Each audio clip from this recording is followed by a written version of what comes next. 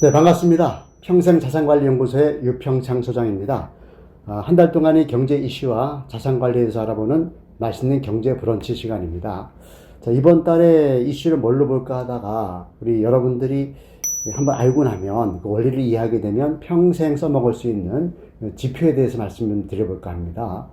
자, 2022년도 하반기가 이제 시작이 됐습니다.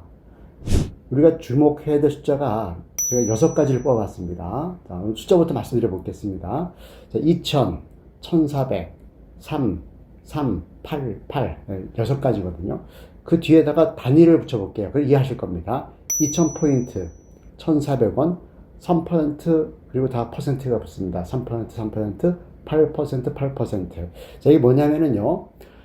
이 숫자를 많이 본다고 하면은 제가 볼 때는 매우 불길한 그런 징조다 이렇게 볼 수가 있겠는데요. 경제 쪽에 대해서 코스피 지수가 2000포인트를 하회하는 것, 그리고 원달러 환율이 1,400원을 넘어가는 것, 그리고 한국은행 기준금리와 시중은행의 정기예금 금리가 각각 3%가 되는 것, 그리고 주택담보대출 금리와 소비자 물가 상승률이 8%가 되는 겁니다. 자, 지금 제가 대략 말씀드리니까 뭐 설마 그런 일이 있겠느냐, 또는 그 무슨 의미냐, 이렇게 생각할 수가 있을 것 같습니다.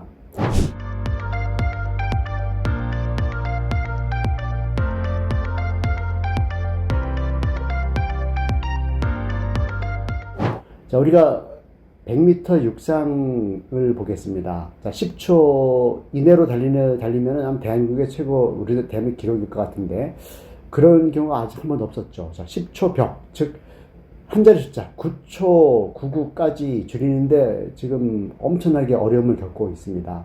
그런데 100m 달리려고 볼 때는 갑자기 9초가 된 거예요. 대단히 큰 변화거든요.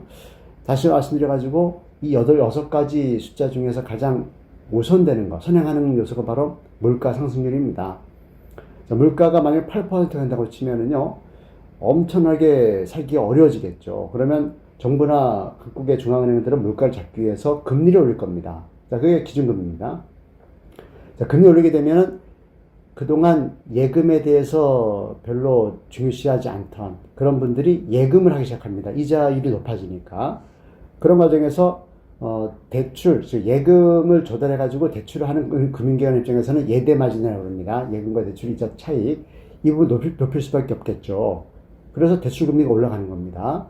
그리고 코스피가 왜 2000이라는 엄청나게 낮은 숫자로 내려갈 거냐 하면은 환율과 같이 묶여져 있죠. 자, 외국인들이 한국에서 주식투자 하다가 환율이 불리해질 것 같으면 미리 해외로 이렇게 자금을 빼는 경우가 이제 있겠죠. 그리고 예전에 20년 그 전에 IMF 외환위기 사태 때 그렇죠.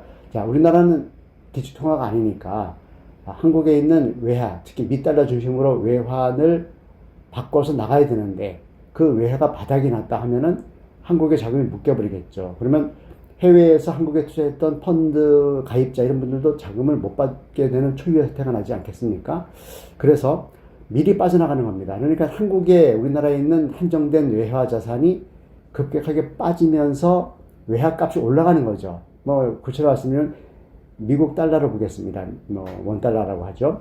올라갑니다, 가격이. 그러면 1달러에 1,000원 하던 것이 1,100원, 1,200원 올라간다는 겁니다. 올라가는 배경에는 국내 서울 외환시장에 달러가 부족하게 된다는 겁니다. 더 부족하게 될 것 같으니까 더 비싸게 주고라도 사고 한국을 떠나자. 이런 수요가 이제 있다라는 것이죠. 그렇게 되면 물가는 더 올라갑니다. 즉, 현재 우리나라는 석유라든가 또는 뭐 해외 뭐 농산물 이런 것들 때문에 물가가 좀 올라서 힘들고 있는데 해외 원산지에서 물가 올라간 것을 둘째치고 우리나라 돈으로 바꿔서, 즉 우리 원화를 가지고 달러를 이렇게 바꾸는 과정에서 더 올라갑니다. 환율이 높아지니까, 즉 원화 가치가 떨어지니까.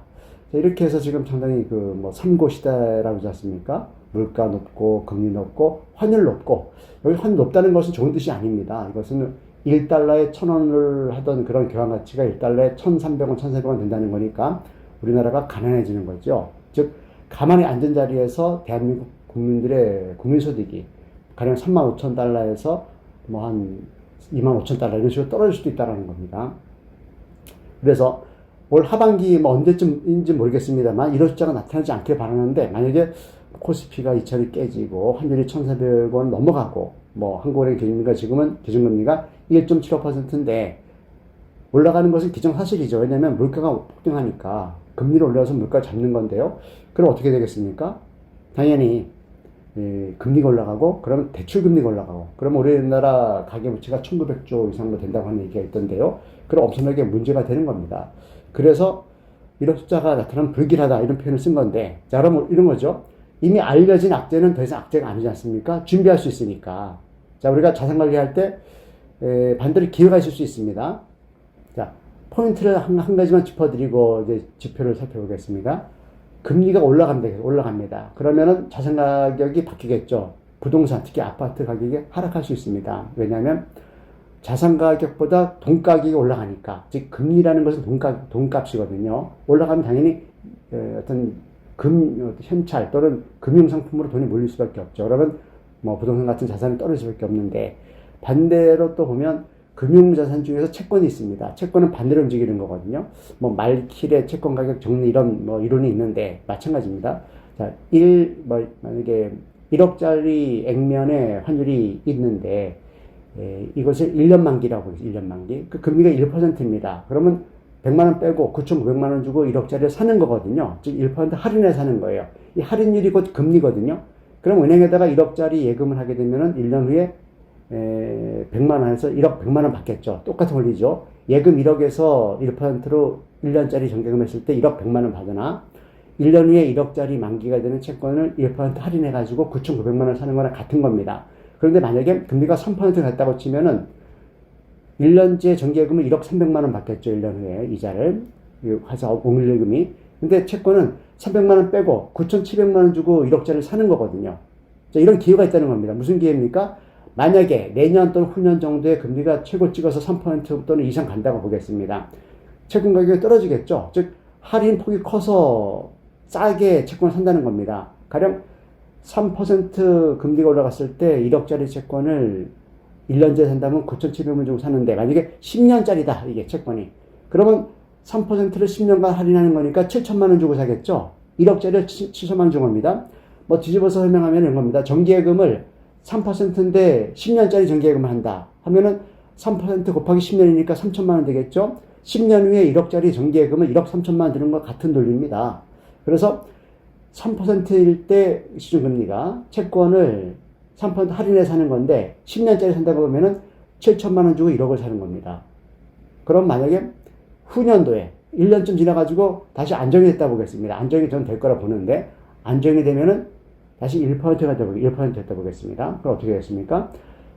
1억짜리 채권을 7천만 원 주고 샀는데 다시 9천만 원 되는 거죠. 1%씩 10년을 할인하는 거니까 1천만 원 빼는 거거든요. 그러면 1억짜리 채권 10년물짜리를 9천만 원 주고 사는 거죠. 다시 7천만 원 주고 했던 것을 즉 9천만 원을 팔 수가 있다는 겁니다. 2천만 원을 수익을 벌 수 있다는 겁니다. 즉 금리나 이런 어떤 물가 폭등하는 과정에서 채권 가격이 하락했을 때 그때 사두면 나중에 금리가 안정화됐을 때 다시 정상화됐을 때 비싼 가격에 되팔 수 있다는 겁니다. 정기예금은 만기까지 가야 됩니다. 그래야지만 약정이자 주지만 채권은 매일매일 서급할 수 있는 겁니다. 즉 만기에 정해진 액면의 1억이라는 것은 마찬가지지만 그 사이에 뭐 8천만 원, 7천만 원, 9천만 원 이렇게 가격이 움직인다는 것입니다. 이런 기회가 있다는 것이죠. 그래서 이렇게 숫자를 잘 보고 있으면 지금은 불길하지만 확실히 안다. 그러면 더 이상 악재가 아니다. 따라서 이것을 거꾸로 활용하자. 즉 어떤 이런 숫자가 다시 작아질 때 3%라는 기준금리가 1%로 내려간다고 했을 때 1% 사뒀던 그런 낮은 채권 가격이 비쌀 수 있다.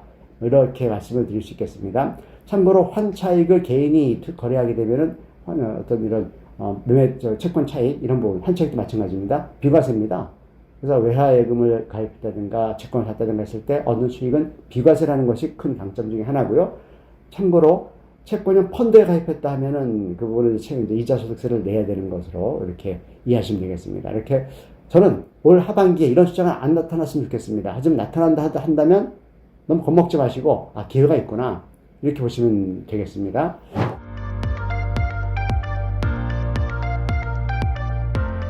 자, 7대 근대 지표를 한번 살펴보겠습니다.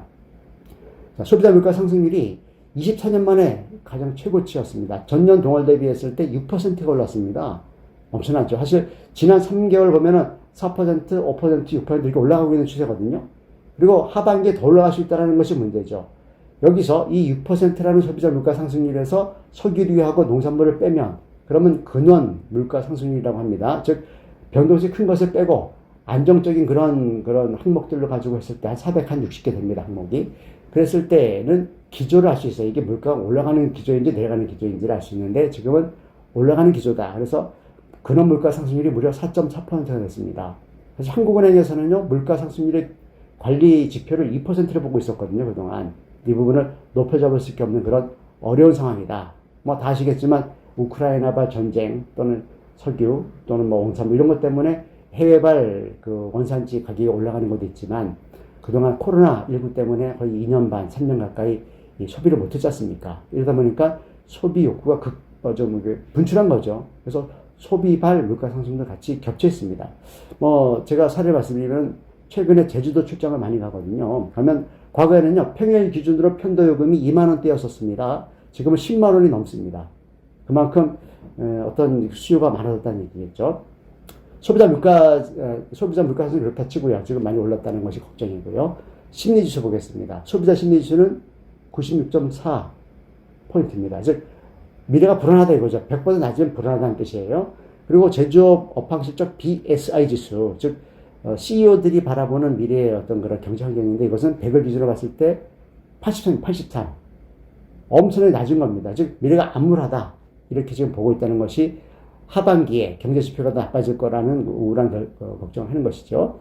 또, 설상가상으로 지난달 무역 수지 적자가 24억 7천만 달러가 지금 났습니다.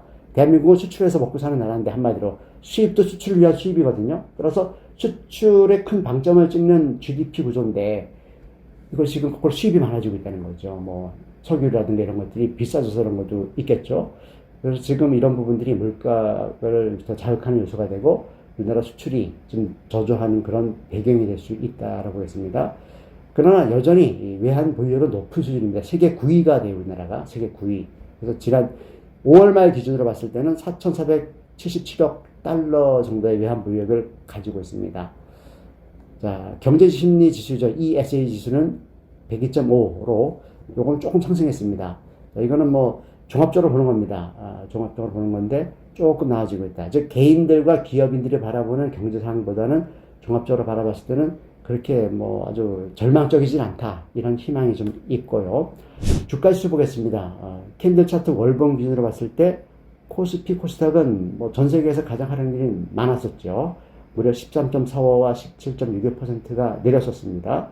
다우존스와 나스닥도 각각 6.68%와 10.59%가 하락했습니다. 그래서 사실 뭐 다우와 나스닥 같은 경우는 4만, 뭐 15,000을 추구하고 있다가 갑자기 3만 깨지고 만 깨지고 이랬었습니다. 그러나 이제 중국 지수는 소폭 또는 중폭 올랐습니다. 그래서 전 세계가 지금 해외 어떤 물가 이런 것 때문에 각각의 어떤 주가 지수도 좀 몸살 앓고 있다 이렇게 보시면 되겠습니다. 다음 금리 보겠습니다. 금리가 많이 올라갔습니다. 월 평균으로 봤을 때 지난달에 그전 달보다 3년 만기 국고채 수익률이요 무려 0.458%포인트가 올라갔습니다. 매우 많이 올라간 거거든요. 그래서 3.477%입니다. 자, 이 얘기 뭐냐면은 가장 안정적인 금리, 낮고 안정적인 금리의 기준이 3년 만기 국고채 그 수익률인데 어쩌면 이 금리가 은행의 1년제 정기예금 금리라 보시면 됩니다. 원래는 이제 은행 금리는 아직 못 따라가고 있지만은 그 지표가 지금 많이 올라가 있다는 것이에요. 그리고 코픽스 금리, 대출 금리지 않습니까? 이 부분도 계속 눈에 띄게 올라가고 있습니다. 자, 잔액 기준은 1.68%고요. 신규 취급액은 1.98%가 올라갔습니다. 자, 신규 취급액을 보게 되면은 1.98%에다가 가산금리라든가 기간금리라든가 이런 것들 가산하죠. 그래서 어떤 경우에는 올 연말쯤 되면 뭐 신용이 좀 안 좋은 그런 차주, 대출받은 사람 입장에서는 주택담보대출금리가 7%를 넘어서 8%까지도 가지 않을까 하는 그런 생각을 해봤습니다. 그렇기 때문에 뭐 아파트를 추가 공급하지 않아도 기존의 재고주택, 재고 아파트가 급급 매물이 많이 쌓이면서 집값이 하향 안정화되지 않을까 하는 생각도 해봤습니다. 환율 민감하지 않습니까? 지금 지난 6월 달에 평균 원달러 환율이 1283원 73전이었습니다. 그 전 달보다 14원 정도가 올라갔거든요. 이런 추세로 간다면 연말에는 1,400원 이상 갈 수도 있는 거거든요. 물론 우리 정책 당국에서 환 정책을 펼치면서 환율을 조절하겠지만 잘못 조절하게 되면은 어떤 미국으로부터 환율 조작국이라는 그런 어떤 불이익을 받을 수도 있거든요. 참 사면초가라고 할 수 있죠. 근본적으로 달러가 많이 빠져나가고 들어오지 않는 상태에서 우리 소비 어떤 그런 욕구가 커지고 이런 것 때문에 이제 환율이 올라가는 건데 이 부분을 억누르려면 여러 가지 정책 중에 하나가 가장 당기면서도 강력하면서도 충격이 큰 정책이 바로 금리를 폭등시키는 거죠. 한국은행 기준금리가 지금 1.75%인데 연말에 3%가 아니라 아예 4% 이렇게 올려버리는 겁니다. 과감하게. 그러면 물가가 잡힐 수밖에 없죠. 우리나라 돈 가치가 높아지니까 국내에 있던 달러들이 외국 어떤 외환들이 도망가지 않죠. 한국에서도 충분히 어떤 금융 소득만 가지고도 많이 수익을 낼 수 있으니까. 그럼 당연히 우리나라 환율이 1,300원에서 1,200원, 1,100원 떨어질 수밖에 없는 건데 그런 과정에서는 가계부채에 대한 불이익이 엄청 크죠. 즉 앞서 말씀드렸듯이 주택담보대출금리가 8%가 아니라 10% 이렇게 올라갈 수도 있겠죠. 그렇게 되면 아마 그 양극화, 부자인분과 그렇지 않은 분들의 양극화가 더 심해져가지고 결과적으로 더 큰 홍역을 치러야 되지 않을까 하는 걱정도 해보겠습니다. 자, M2 증가율 총통하죠. 지난달이 9.4%인데 어제 높은 수치이긴 하지만 그 전달은 10.4%였거든요. 내렸다 이거죠. 많이 내리고 있는 입장인데 이 부분이 그동안 양적 완화로 돈을 많이 풀었었는데 이 돈을 회수하는 과정에서 돈값이 올라가면서 돈들이 안 돌아다닙니다. 자, 안 돌아다니면 어떻게 하겠습니까? 그러면 M2 증가율이 떨어집니다. 떨어지게 되면 돈이 안 돌죠. 그러면 가장 타격을 받는 영역이 바로 자산, 특히 아파트 같이 이런 부동산 자산이 우선 타격을 입지 않을까 하는 생각을 해봤습니다. 자, 그리고 투자자 예탁금은 소폭 약세였습니다. 6월달 평균이 57조 정도 됐으니까요. 그런데 코스피 주식거래대금은 대폭 하락했습니다. 무려 8조 원 이상 하락했고요. 주식행펀드 잔액도 엄청 내렸습니다. 보통 한 90조 정도 움직이다가 지난달 평균이 73조니까 많이 떨어진 거죠. 그만큼 어떤 주식시장의 어떤 그런 폭락, 이런 부분들이 영향을 미친 거로 예상이 됩니다. 원자재 보겠습니다. 두바이유, 우리나라 가장 수입하는 석유인데, 배럴당 112달러를 해서 그 전달보다는 월 평균으로 봤을 때 5달러가 내렸고요. 또 국제금시세도 온스당 1835달러 해가지고 그 전달보다는 2달러 정도가 내렸습니다. 이렇게 보면 지금 어떻게 보면 어떤 물가 상승의 주범이었던 원유 가격이 폭등했다가 조금 자제되는 이런 분위기인데 이렇게 하향 안정화되면 좋은데 다시 또 우크라이나 전쟁이 장기화되거나 또는 사우디 중심으로 산유국들이 감산을 또 한다든가 이렇게 되면은 또 유가가 더 올라갈 수도 있겠죠. 부동산 부분은요, 주택 매매 가격 지수와 전세 가격 지수를 보고 있는데 3개월 연속으로 제로입니다. 제로. 멈춰 있다는 거예요. 어떻게 보면은 태풍의 눈에 들어와 있다고 보면 되겠습니다. 자, 이 상황이 끝나고 나면, 이 균형점이 끝나고 나면 하락할까 올라갈까 유지될까, 이 부분은 어떻게 볼지 모르겠습니다만 제가 볼 때는 그동안 한없이 올라갔지 않습니까? 엄청나게 올라갔지 않습니까? 지난 10년 이상, 사실 2008년도 서프라임 때 빠졌다가 힘들었다가 좀 올라갔다가 다시 또 빠지는 그런 10년 주기설이라는 얘기도 있거든요. 부동산은, 특히 주택은. 이 부분이 지금 14년 이상 올라가고 있고 지금에서야 이제 자꾸 멈춰 있거나 일부 지금 하락하고 있다라는 거거든요. 이게 과연 하향 추세로 반전될지 아니면 다시 또 반전될지 지켜볼 대목인데, 아무튼 확실한 것은 새 정부에서도요, 이번 윤석열 정부에서도 세금은 많이 필요합니다. 또 세금을 더 걷기 위한 가장 베이스가 넓은 세원이 바로 재산세라든가 종부세 같은 거거든요. 이 부분은 크게 양보할 생각이 없는 것 같습니다. 그래서 제가 볼 때는 이 어떤 1주택, 똘똘한 1주택을 추가하는 것이 다시 맞다고 보고요. 다주택, 여러 주택을 가지고서 차액을 재테크를 하겠다는 부분은 이 정부 기조와 맞지 않고 또 수요 공급도 맞지 않고 또는 경제 지표와도 맞지 않다, 이 말씀을 드리겠습니다. 아무튼 이번 달 한 달도 성공적인 자산 관리 하시기 바랍니다. 수고하셨습니다.